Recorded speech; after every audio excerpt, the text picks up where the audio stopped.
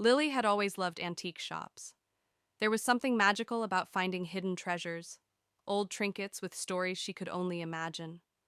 One rainy afternoon, while browsing through a small, dusty shop tucked in the corner of her town, she spotted it.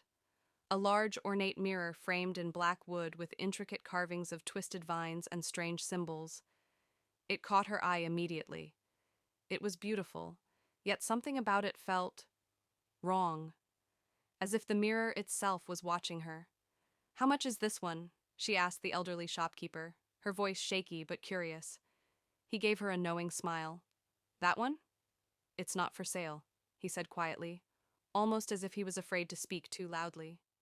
"Why?" Lily asked, her eyes glued to the mirror's reflection, though she couldn't explain why she felt drawn to it. The shopkeeper sighed, his hands trembling as he adjusted his glasses. Some things in this world are better left untouched. It has a history. But Lily, ignoring the chill creeping up her spine, pressed. "I'll take it," she said with determination. "How much?" The shopkeeper hesitated, then reluctantly agreed. 200, he muttered. "But don't say I didn't warn you." Lily paid for the mirror and left the shop, ignoring the old man's whispered warning.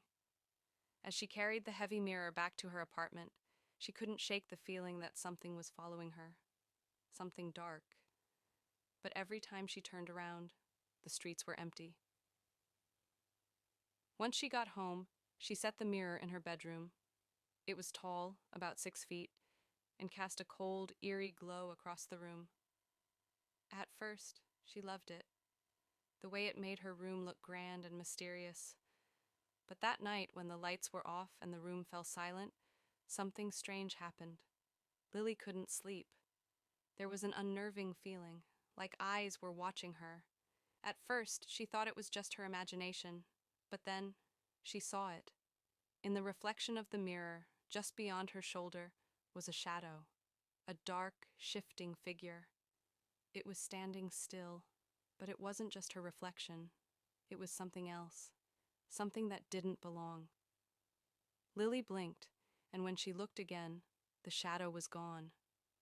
But her heart raced. She moved toward the mirror, her breath shallow. Nothing. The room behind her was empty. She shook her head, trying to calm herself, and told herself it was just her mind playing tricks. But the next night, it happened again. And again. The shadow would appear, always behind her, always just out of sight when she turned around. Sometimes it moved closer. Sometimes